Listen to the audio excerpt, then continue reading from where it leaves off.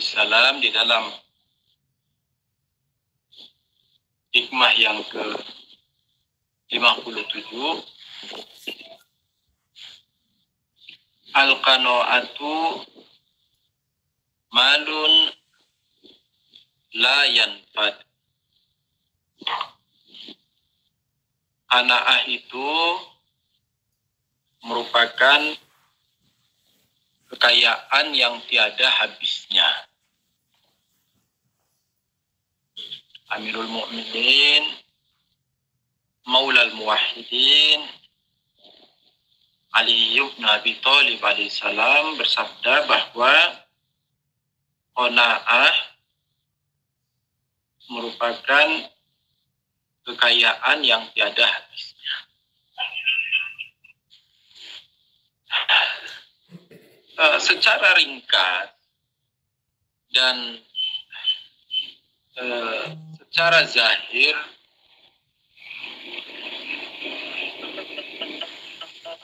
kita mungkin bisa memahaminya ya. Ini secara ringkas dan secara zahir, secara sederhana mungkin kita bisa memahaminya bahwa kekayaan qanaah merupakan kekayaan yang tiada habisnya.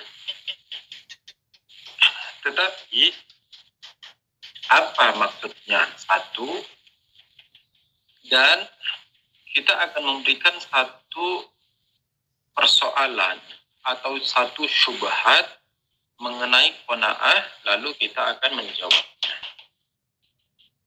Yang pertama, apa maksudnya qanaah itu merupakan harta yang tiada habisnya? Sebagaimana maklum, sebagaimana diketahui bahwa qanaah itu merupakan sifat dalam diri, merupakan pribadi, merupakan karakter yang sudah menyatu dengan diri kita, di mana kita akan cukup dan kita akan merasa berkecukupan terhadap apa yang ada di tangan kita. Itu istilahnya qanaah. Artinya, bisa dikatakan bahwa qanaah ini merupakan lawan dari kata tamak, atau qanaah ini merupakan lawan dari kata ragu, atau qanaah ini merupakan lawan dari kata haros. Haros yakni apa? Yakni pengen mau semua. Nah, itu haros. Jadi qanaah itu apa? Qanaah itu lawannya. Qanaah yakni lawannya dari kata tamak atau rakus. Ini satu. Di dalam lugat, secara bahasa ya, qanaah itu bermakna mencukupkan diri terhadap apa yang ada. Ini di dalam bahasa, di dalam lugat, secara bahasa. Adapun secara istilah qanaah itu apa? Secara istilah dikatakan qanaah itu adalah malakatun nafsiyah. Malakatun nafsiyatun, yakni sifat di dalam diri yang sudah melekat dengan diri kita. Nah, itu malakat. Qanaah yakni sifat yang sudah melekat dalam diri kita, di mana kita akan cukup terhadap apa yang ada di tangan kita. Kita tidak akan berupaya dan kita tidak akan mengejar sesuatu yang di luar kebutuhan kita. Ini disebut dengan qanaah. Saya ulangi, qanaah secara istilah yakni sifat di dalam diri manusia sedemikian rupa sehingga kita akan cukup dengan apa yang ada pada kita. Kita akan merasa cukup dengan apa yang sudah diberikan Allah Ta'ala kepada kita. Kita akan merasa bersyukur dengan apa yang sudah dinikmatkan kepada kita. Kita akan merasa bersyukur dengan rezeki yang sudah dilimpahkan kepada kita. Kita akan merasa cukup dengan apa yang sudah dibagikan oleh Hak Ta'ala kepada kita. Dan kita tidak akan mengejar sesuatu yang lebih dari itu. Ini disebut dengan qanaah. Sebagaimana hadis dari Rasulullah Shallallahu Alaihi Wasallam ketika menanyakan tafsir qanaah kepada Jibril, di mana Rasulullah Shallallahu Alaihi Wasallam bertanya, ya Jibril, ma tafsirul qanaah? Wahai Jibril, tafsirnya qanaah itu apa sih? Penjelasan qanaah itu apa sih? Qanaah itu gimana sih? Lalu Jibril alaihissalam mengatakan, yaqna'u bima yusibu minat dunia wa yaqna'u bil kalil wa yashkurul yasir. Nah, ini tafsiran dari qanaah. Apa itu kata Jibril? Jibril alaihissalam mengatakan qanaah itu yakni seseorang, yakni manusia, dia akan merasa cukup dengan rezeki yang dia dapatkan. Dia akan merasa cukup dengan nikmat yang sudah dia dapatkan, sekalipun nikmat itu kecil. Dan dia akan bersyukur dengan nikmat itu sekalipun itu kecil. Nah, ini disebut qanaah. Ini disebut dengan qanaah. Jadi qanaah itu apa kata Jibril? Jibril alaihissalam mengatakan qanaah itu yakni seorang manusia, dia akan merasa cukup dengan apa yang sudah dia dapatkan. Dia akan merasa cukup dengan rezeki yang dia dapatkan. Dia akan merasa cukup dengan nikmat yang sudah dilimpahkan kepadanya sekalipun kecil, dan dia akan bersyukur terhadap nikmat itu sekalipun nikmat itu kecil. Yani tidak lalu ketika seseorang mendapatkan rezeki yang kecil, ketika seseorang mendapatkan rezeki yang sedikit, dia tidak lantas menyalahkan Tuhan. Dia tidak lantas ngambek ke Tuhan. Dia tidak lantas memutuskan hubungan dengan Tuhan. Seperti sebagaimana kita memutuskan hubungan dengan nyamuk misalnya, kan ya. Kalau di iklan di Indonesia kan gitu. Jadi qanaah itu demikian. Yani ketika diberikan rezeki oleh Hak Ta'ala, kita mengatakan, ya Allah, terima kasih. Hari ini Engkau sudah perhatikan kami. Ya Allah, terima kasih. Hari ini Engkau sudah tawajuh kepada kami. Engkau sudah perhatian kepada kami. Engkau sudah limpahkan rahmat-Mu kepada kami. Engkau masih berikan kesempatan kepada kami untuk menjadi hamba-Mu.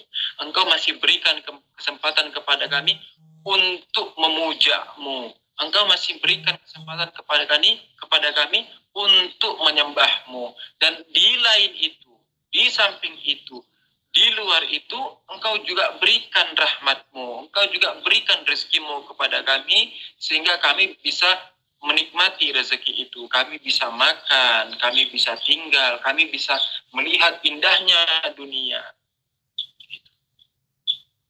Ini makna dan tafsiran dari qanaah. Dan Amirul Mukminin Imam Ali alaihissalam berkaitan dengan qanaah juga meriwayatkan satu hadis yang lain dari Amirul Mukminin Imam Ali alaihissalam bersabda bahwa orang yang tamak dan orang yang rakus maka tidak akan pernah mendapatkan makom qanaah. Dikatakan lan tujad al-qanaatu hatta yanfada hatta yab'ada al-haras. Dikatakan qanaah itu tidak akan pernah didapatkan hatta yab'ada al-haras, kecuali setelah kita melepaskan rasa tamak, ketika setelah kita melepaskan kerakusan. Artinya tamak, rakus itu bertolak belakang dengan qanaah. yakni seseorang yang tamak, seseorang yang rakus, maka tidak akan pernah sampai ke makom qanaah ini. Dan begitu pun sebaliknya, orang yang sudah melepaskan dan orang yang sudah menjauhkan dirinya dari ketamakan dan dari kerakusan, maka dia akan sampai pada derajat qanaah tadi. Inilah maksud daripada penjelasan di awal. Kita mengatakan bahwa qanaah itu bertolak belakang dengan ketamakan dan kerakusan. Ini penjelasan sederhana. Ini makna yang bisa kita dekati, makna yang bisa kita resapi, dan makna yang bisa kita pahami secara zahir. Sekalipun mungkin masih bisa dipahami makna-makna yang lain. Sehingga secara akhlak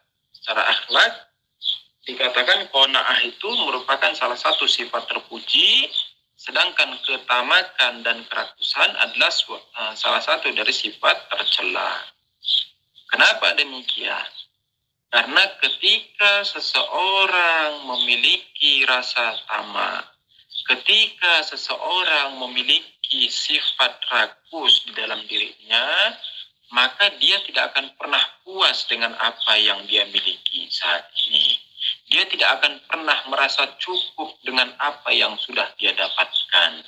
Dia tidak akan pernah berkecukupan terhadap rezeki yang sudah dimilikinya saat ini. Mau tidak mau, secara darurat, secara niscaya, dia akan merampas dan dia akan mengambil dan dia akan merebut juga milik orang lain. Kenapa? Karena rezeki itu sudah dibagi. Rezeki itu sudah ada petak-petaknya.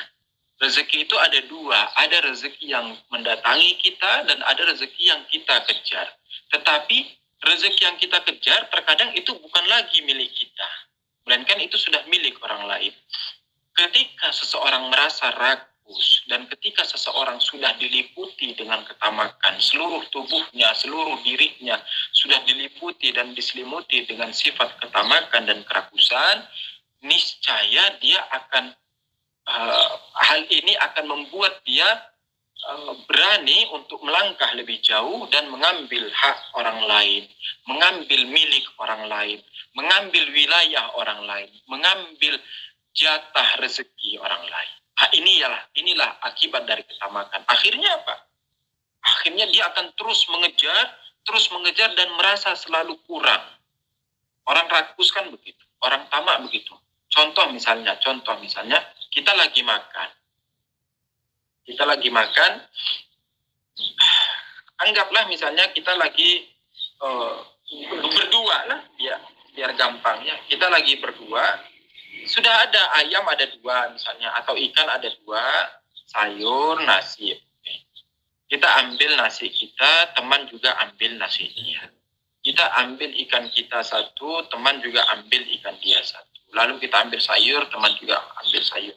Tetapi kita merasa kurang terhadap hal itu. Kita merasa tidak cukup dengan hal itu. Akhirnya apa? Akhirnya kita akan mengambil bagian ikan dari teman, dan kita masih memotong ikan teman itu setengah, sehingga apa? Sehingga kita bagiannya 1,5 dan teman bagiannya setengah. Ini masih bagus. Bahkan terkadang ini akan melampaui batas, sehingga ikan itu keduanya akan kita ambil dan kita akan makan ikan itu kedua-duanya, sehingga teman kita tidak akan mendapati ikan sama sekali. Ini tingkatan yang lebih parah. Jadi tingkatan yang pertama mungkin kita masih memberi sebagian dari jatahnya dari bagian dia, itu sudah hak dia, kita masih ambil sebagian. Ini masih bisa ditahan, tetapi terkadang ini akan melampaui batas hingga ke derajat di mana teman itu bahkan tidak akan mencicipi jatahnya sama sekali. Yakni kita akan makan ikan itu kedua. Nah, ini sudah tingkat fatal dalam kerakusan. Sehingga dari sini dapat dipahami bahwa seseorang yang diliputi rasa tamak, seseorang yang diselimuti dengan kerakusan, maka dia akan selalu merasa kurang. Dia akan selalu merasa tidak cukup. Dia akan selalu merasa haus dengan milik orang lain. Dia akan selalu berharap bahwa nikmat orang lain jatuh ke tangannya. Nah, ini sifat dari ketamakan. Sehingga apa? Sehingga orang yang demikian ini akan terus mengejar hingga sampai ke satu titik di mana dia akan lelah dalam mengejar harta itu. Dia akan lelah mengejar semua itu. Kenapa? Karena sekalipun kita berikan seluruh dunia ini, langit dan bumi beserta isinya, maka tetap tidak akan cukup bagi dirinya. Tetap tidak akan cukup bagi dirinya. Kenapa? Karena dia sudah diliputi ketamakan. Dia sudah diselimuti kerakusan. Yang semestinya dia hanya mengambil sesuatu yang cukup bagi dirinya. Tetapi apa yang terjadi? Dia malah merampas sesuatu yang dia inginkan. Jadi ada dua. Ada kadar dalam hidup ya. Kadar dalam hidup. Ada dasar kehidupan kita itu berdasarkan kecukupan. Dan ada dasar kehidupan berdasarkan keinginan. Kalau dunia ini, alam semesta ini, langit dan bumi beserta isinya ini, ditinjau dan dilihat dari sisi kebutuhan saja, maka ini akan cukup bagi seluruh anak manusia. Ini akan cukup bagi seluruh anak Adam. Mulai dari awal sampai akhir ini akan cukup. Namun jika langit dan bumi ditinjau dari sisi keinginan, maka seluruh alam semesta ini, langit dan bumi beserta isinya ini, tidak akan pernah cukup bahkan untuk satu orang pun. Bahkan hanya untuk satu orang. Itulah mengapa Amirul Mukminin Imam Ali Salam mengatakan al-qanaatu malun la yafqadu. Qanaah itu adalah harta yang tak pernah ada habisnya. Apa maksudnya tak pernah ada habisnya? Yani bukan seperti rakus yang kita terus mengejar, bukan. Melainkan ketika seseorang sudah qanaah, maka dia akan cukup dengan apa yang dia miliki. Ketika dia sudah merasa cukup dengan apa yang dia miliki, maka itu akan membuat dirinya tenang. Itu akan membuat dirinya lega. Itu akan membuat dirinya merasa nyaman. Dan tidak akan haus. Dan tidak akan merasa selalu kehausan dengan milik orang lain. Tidak akan selalu tamak dan rakus untuk merampas hak milik orang lain. Sehingga ketika seseorang sudah memiliki qanaah di dalam dirinya, ketika seseorang telah tersifati dengan sifat qanaah ini, akan membuat dirinya merasa kaya. Akan membuat dirinya merasa kaya. Kenapa demikian? Karena dia tidak akan lagi dia tidak akan lagi terpukau melihat milik orang lain. Dia tidak akan lagi tamak melihat milik orang lain. Dia tidak akan lagi haus melihat milik orang lain, tidak. Dia merasa cukup dengan apa yang dia miliki. Ketika dia merasa cukup dengan apa yang dia miliki, maka inilah hakikat kekayaan sesungguhnya. Ketika dia sudah merasa cukup dengan apa yang dia miliki, maka dia merasa dirinya sudah kaya. Dia tidak lagi butuh untuk merampas hak milik orang lain. Dia tidak lagi butuh untuk mengambil hak milik orang lain.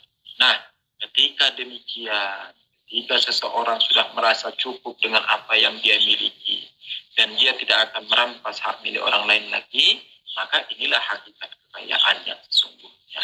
Makanya dikatakan al-qanaatu malun la yafqad.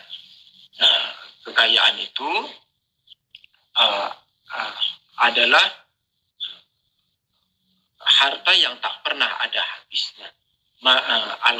satu, malun layak. Apa itu? Yani kita akan merasa cukup, kita akan merasa kaya. Nah, ini tafsiran dari hadis, dari riwayat. Namun ada satu iskalan, ada satu syubhat. Syubhatnya demikian. Kalaulah seandainya kita mengatakan bahwa qanaah itu adalah cukup dengan apa yang dimiliki, dan qanaah itu merupakan kelaziman daripada meridhoi apa yang sudah diberikan kepada kita, maka hal ini akan melazimkan bahwa semua mukminin, mukminat, semua muslimin, muslimat akan cukup dengan hidup sederhana saja. Artinya apa? Artinya kita tidak usah bekerja sudah. Misalnya contoh, ya kita kerja 1 jam saja, cukup untuk makan pagi, siang, malam, ya sudah. Berhenti habis itu. Ini satu syubhat. Jadi syubhatnya apa? Syubhatnya demikian. Yusuf, kamu mengatakan qanaah itu, yakni kita cukup saja apa yang sudah diberikan. Tidak usah ngejar banyak-banyak. Ya sudah, kalau gitu saya hari ini nyangkol saja 1 jam, ya buat makan pagi, siang, malam, ya udah cukup. Ngapain saya kerja jadi presiden? Ngapain saya kerja jadi gubernur? Ngapain saya kerja jadi manajer perusahaan, di mana saya bisa mendapatkan uang banyak di situ? Untuk apa itu? Kan begitu. Dan bagaimana pula dengan riwayat-riwayat yang lain yang menyatakan kita harus berusaha, kita harus bekerja. Dikatakan berusahalah kamu sebagaimana kamu akan hidup 1000 tahun lagi. Nah, bagaimana kamu menilai hal ini? Bagaimana kamu meninjau riwayat-riwayat yang seperti ini? Ini satu syubhat. Yani dengan kata lain, mungkin orang akan mengira begini. Orang akan mengira bahwa kalau seandainya kita harus hidup qanaah, berarti Islam itu mengajarkan hidup miskin saja. Berarti Islam itu mengajarkan hidup sederhana saja. Tidak boleh kaya. Kan begitu. Lalu untuk apa ada hukumnya orang kaya seperti humus? Humus itu apa sih? Humus itu artinya kita memiliki kelebihan dari harta yang sudah kita dapatkan. Lebih, hartanya itu lebih. Sementara ada hukumnya humus. Nah ini gimana? Kamu bilang kita tidak usah kaya. Tetapi di satu sisi Islam juga memperbolehkan kaya. Buktinya ada hukum humus kan ya? Gimana maksudnya Yusuf? Kita mengatakan Islam sama sekali tidak pernah menganjurkan kita untuk hidup miskin. Islam tidak pernah sama sekali menganjurkan kita untuk hidup terlantar. Islam tidak pernah sama sekali menganjurkan kita untuk hidup dalam pikiran, itu tidak pernah. Namun, yang dianjurkan Islam kepada kita adalah hidup secukupnya. Berdasarkan kebutuhan. Ini. Islam mengajarkan kepada kita untuk hidup secukupnya berdasarkan kebutuhan. Ini penting banget. Memahami hal ini akan menjawab beberapa persoalan-persoalan dan beberapa syubhat-syubhat. Islam menganjurkan apa? Islam menganjurkan kepada kita untuk hidup secukupnya berdasarkan kebutuhan. Dan kebutuhan setiap orang ini berbeda. Kebutuhan setiap orang ini berbeda. Ketika misalnya kita mau membentuk suatu yayasan, di mana yayasan ini akan memberi bantuan kepada seluruh fakir Syiah, maka ini kebutuhannya besar. Ketika kita mau membentuk suatu yayasan, suatu perusahaan, di mana yayasan dan perusahaan ini bertujuan untuk membantu fakir-fakir Syiah, maka kebutuhannya ini besar. Sehingga besarnya kebutuhan ini melazimkan kita. Besarnya kebutuhan ini meniscayakan kita. kebesaran dari kebutuhan ini memaksa kita untuk berupaya dan berusaha keras sehingga mendapatkan uang yang banyak demi memenuhi kebutuhan ini. Ini bukan tamak namanya. Ini bukan tamak namanya, ini bukan rakus namanya. Kenapa? Karena kita mau memenuhi kebutuhan itu. Yakni kebutuhan kita apa? Kebutuhan kita mau membantu fakir-fakir Syiah. Dan tentu ini tidak cukup kalau hanya kita hidup dengan gaji 1.500.000 sebulan, hal ini tidak akan cukup. Maka bagaimana? Yakni minimal dalam sebulan kita mesti mendapatkan pendapatan minimal 100 juta per bulan. Sehingga kita bisa membantu fakir-fakir Syiah yang lain. Ini bukan tamak namanya. Ini bukan rakus namanya. Kenapa? Karena kebutuhan kita besar. Karena kebutuhan kita besar. Contoh yang lain. Syiah di suatu tempat itu hidupnya agak susah. Syiah di suatu tempat hidupnya agak susah.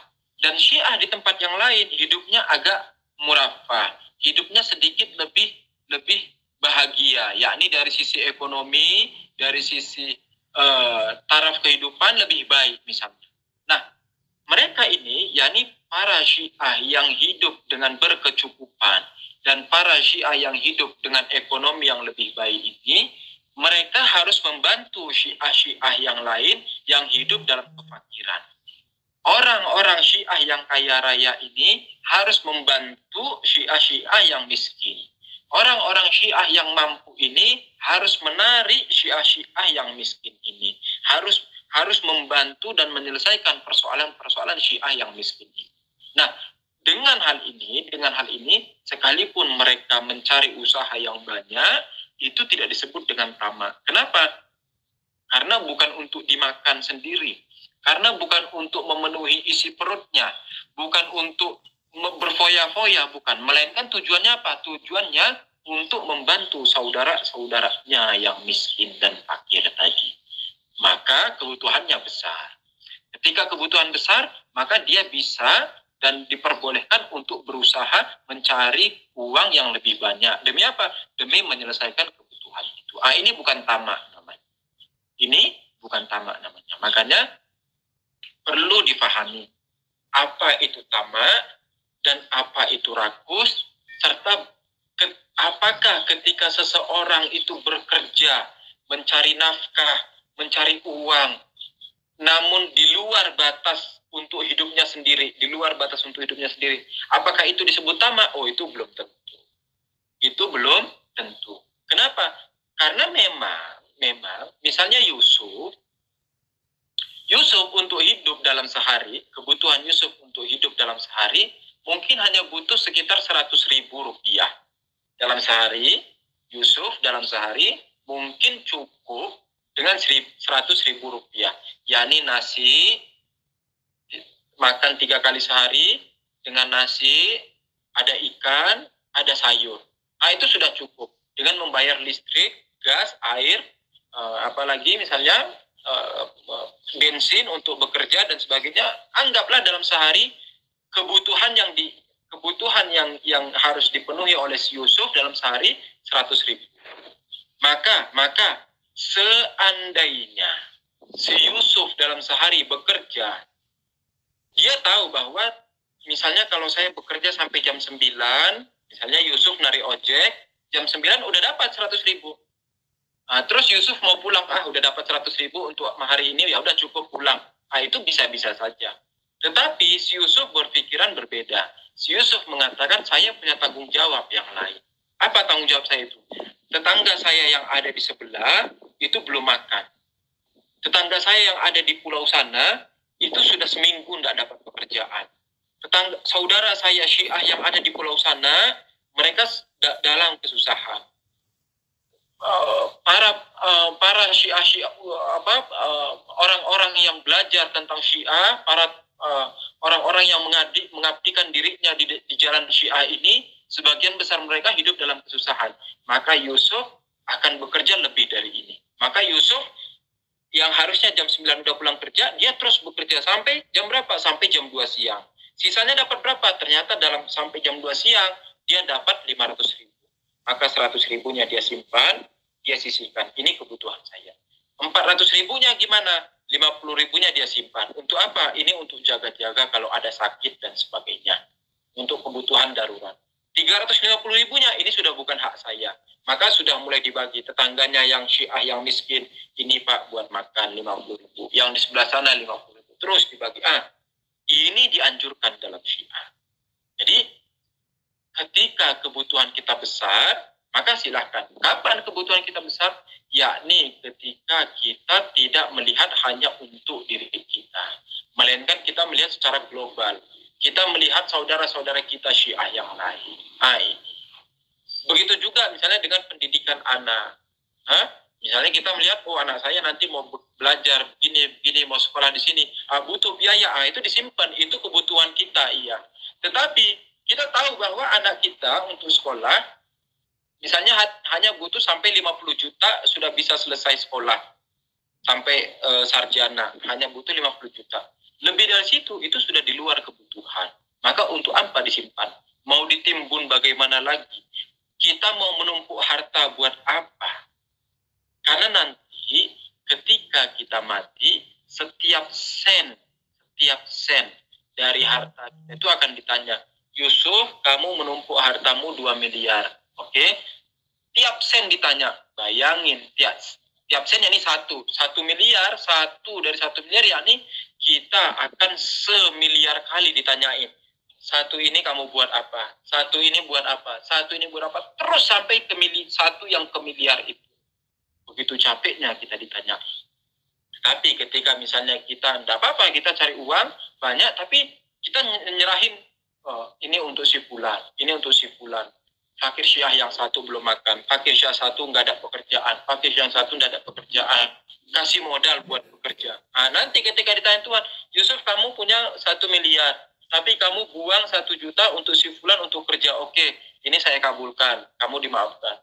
Ini juga kamu kasih si fulan 5 juta untuk buat modal, oke, ini kamu selamat. Akhirnya dari 1 miliar itu kita tidak dipintai pertanggungjawaban. Kenapa? Karena semuanya sudah kita taruh dan sudah kita letakkan pada tempatnya masing-masing. Ini jawaban dari syubhat. Ini jawaban dari syubhat. Semoga dapat dipahami dan semoga dapat diterapkan dalam kehidupan kita. Dan juga kita bertabarruk kepada Hadrat Masumah sallallahu alaihi wasallam di hari lahir beliau. Semoga beliau mensyafaati kita nantinya di jannat, di surga insyaallah ta'ala. Ini malam Jumat kita hadiahkan untuk para saudara-saudara kita, mukminin mukminat di mana saja berada, para ustadz-ustadz kita, guru-guru kita, khususnya marhum Ustaz Hasan Abu Ammar, Allah darajatah, untuk marhum Ustaz Husain Habsyi, marhum Ustaz Toha Musawwa, marhum Kang Jalal, marhum Ustaz Ahmad Rusdi, marhum Ustaz Muhammad Ridho Segaf yang ada di Pekalongan. Semoga Allah merahmati mereka semua. Dan juga abang-abang kita, adik-adik kita, ayah kita, ibu kita, paman kita, bibi kita, kakek, nenek kita, semua sanak famili kita. Semoga Allah mengampuni mereka semua, merahmati mereka semua, memaafkan ketergelinciran mereka semua. Dan juga untuk para ulama-ulama kita, khususnya Imam Khomeini Qudsi Sirruh, Ayatullah Bahjat, Ayatullah Mahdawitani, Allama Sya'rani, Allama Tabatabai, Ayatullah Qazi Tabatabai, Allama Hasan Sadiq Omuli. Semoga Allah mensucikan ruh mereka semua dan menerangi kubur mereka, dan juga semua ulama-ulama kita. Dan juga untuk maroje kita, ulama kita yang masih hidup, khususnya Rahbar Muazzam Hafizahullah Sayyid Ali Khamenei, dan juga untuk Ayatullah Jawadi Umuri. Semoga Allah memperpanjang berkah mereka semua insyaallah ta'ala. Dan untuk keturunan Imam Zaman Fajjalullah Farajau Syarif, Al-Fatihah ma'as-salamat. Allahumma salli ala Muhammad wa ali Muhammad mu'ajjil farajahum. Bismillahirrahmanirrahim. Alhamdulillahi Rabbil Alamin.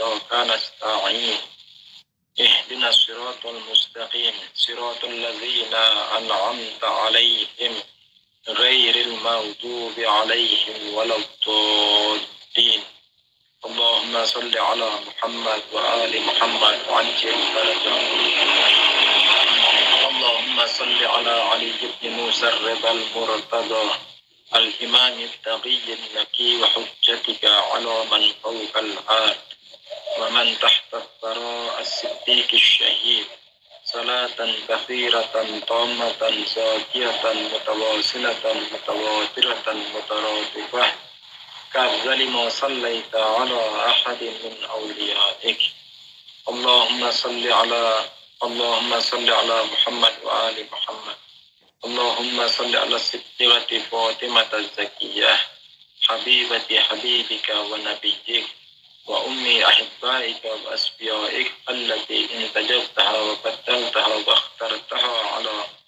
نساء العالمين اللهم كن الطالب لها ممن ظلمها واستخف بحقها وكن الثائر اللهم بدم أولادها اللهم وكما جعلتها أئمة الهدى وحليلته صاحب اللواء والكريمة عند الملأ الأعلى فصل عليها وعلى أمها خديجة الكبرى صلاة تكرم بها أمك ووجه بها محمد صلى الله عليه وآله وتقر بها أعين ذريتها وأبلغهم عني في هذه الساعة أفضل التحية والسلام اللهم صل على محمد وآل محمد وعجل فرجهم إلى التوفيق والهداية السلام عليكم ورحمة الله